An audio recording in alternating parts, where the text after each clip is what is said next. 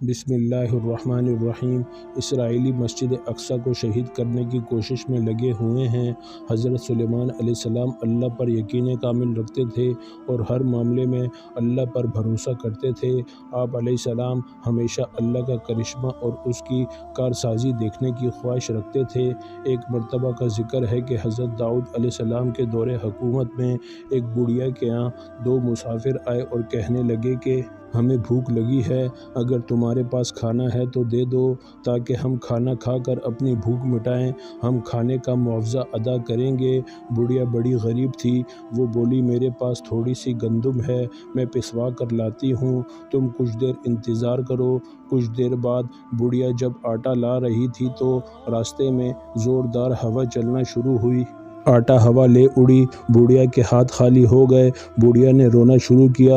اتفاق کی بات ہے کہ راستے میں حضرت سلیمان علیہ السلام مل گئے۔ آپ اس زمانے میں کم سن تھے۔ آپ نے رونے کا سبب دریافت فرمایا تو وہ بولی کہ میں گندم پسوا کر آٹا لا رہی تھی کہ اچانک ہوا چل پڑی، آٹا اڑ گیا۔ آپ علیہ السلام نے فرمایا اس میں رونے کی کیا بات ہے، میرا باپ بادشاہ ہے، جا اس سے فریاد کر۔ بڑھیا حضرت داؤد علیہ السلام کے پاس فریاد لے کر گئی۔ حضرت داؤد علیہ السلام نے فرمایا میں کیا کر سکتا ہوں، اللہ کے حکم سے چلتی ہے، اگر کوئی انسان ظلم کرتا تو میں انصاف کرتا، ہوا کے ساتھ کس طرح معاملہ کروں۔ پھر اپنے ایک خادم سے کہا کہ 2 بوری اناج بڑھیا کے حوالے کرو۔ بڑھیا اناج واپس لے جا رہی تھی تو راستے میں پھر سلیمان علیہ السلام سے ملاقات ہوئی۔ آپ نے بڑھیا سے دریافت کیا، اس نے بتایا کہ بادشاہ نے 2 بوری اناج دیا ہے، وہ میں لے جا رہی ہوں۔ حضرت سلیمان علیہ السلام نے اس سے کہا کہ بادشاہ کے پاس دوبارہ جا اور گزارش کر کہ مجھے وہی آٹا چاہیے جو ہوا اڑا لے گئی ہے۔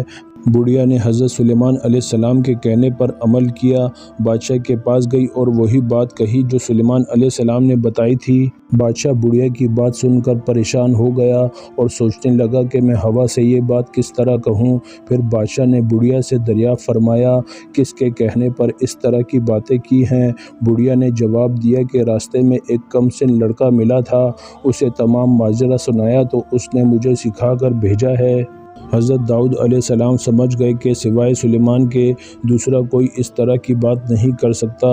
آپ علیہ السلام نے سلیمان کو دربار میں بلا کر دریافت فرمایا کہ میں کس طرح ہوا سے آٹا لے کر دوں، یہ بات تو میرے لیے ناممکن ہے۔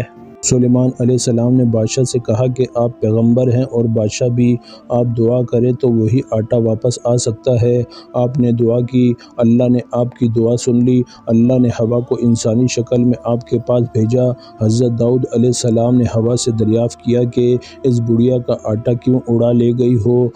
اس نے جواب دیا کہ اللہ کا یہی حکم تھا۔ پھر حضرت داؤد علیہ السلام نے ہوا سے پوچھا کہ اس بارے میں جو معاملہ ہے ہمیں بتاؤ۔ ہوا نے پورا واقعہ سناتے ہوئے کہا سمندر میں ایک کشتی آ رہی ہے، اس میں کچھ تاجر بیٹھے ہوئے ہیں، کشتی میں ایک سوراخ ہو گیا جس سے کشتی کے ڈوب جانے کا اندیشہ پیدا ہو گیا۔ کشتی میں بیٹھے ہوئے تاجروں نے خدا سے منت مانی کہ اے خدا، اگر کشتی ڈوبنے سے بچ گئی تو ہم اس کا آدھا حصہ داؤد بادشاہ کے دربار میں پیش کریں گے تاکہ وہ غریبوں میں تقسیم کریں۔ مجھے حکم ہوا کہ اس بڑھیا کا آٹا اڑا کر کشتی کا سوراخ بند کر دو، میں نے ایسا ہی کیا۔ یہ گفتگو جاری تھی کہ اسی دوران وہ تاجر بھی نفع کا مال لے کر دربار میں حاضر ہوئے اور آدھا مال غریبوں میں تقسیم کرنے کے لیے پیش کر دیا۔ حضرت داؤد علیہ السلام نے مال کے 2 حصے کیے، ایک حصہ بڑھیا کو دیا اور سلیمان علیہ السلام کو شاباشی دی کیونکہ ان کی کوشش سے خدا کی مصلحت کا راز معلوم ہوا۔ سبا ایک ملک کا نام تھا، شاید قدیم زمانے میں سبا یمن کا نام ہو، یہ کہنا مشکل ہے۔ ملک سبا میں ایک عورت حکومت کرتی تھی۔ کہا جاتا ہے کہ حضرت سلیمان علیہ السلام کا دربار لگا ہوا تھا، اس دربار میں ہر قسم کے چرند پرند موجود تھے، لیکن ان جانوروں کے درمیان ہر موجود نہیں تھا۔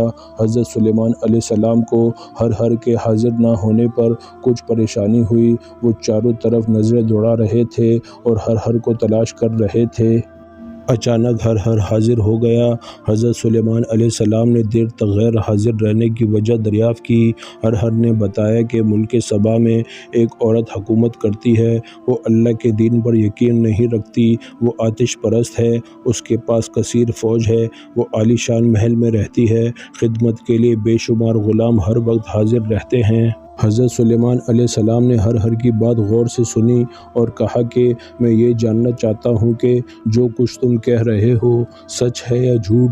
चुनांचे आप अलैहिस्सलाम ने मुल्क सबा के नाम एक रुक़ा लिखा।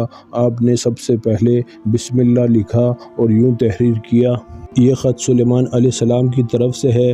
मैं अल्लाह के नाम से शुरू करता हूँ जो सबसे बड़ा मेहरबान और बहुत बड़ा रहम वाला है। तुम अपनी सल्तनत पर गुरूर और सरकशी ना करो। पहले तुम अल्लाह की फर्माबरदारी करने का अहद करो, फिर मेरे पास चले आओ। आप अलैहिस्सलाम ने ख़त हर के हवाले किया और बोले ये ख़त उसके सामने डाल दो। हर ने ऐसा ही किया। मलका ने ख़त उठा कर पढ़ा और दरबारियों से कहा,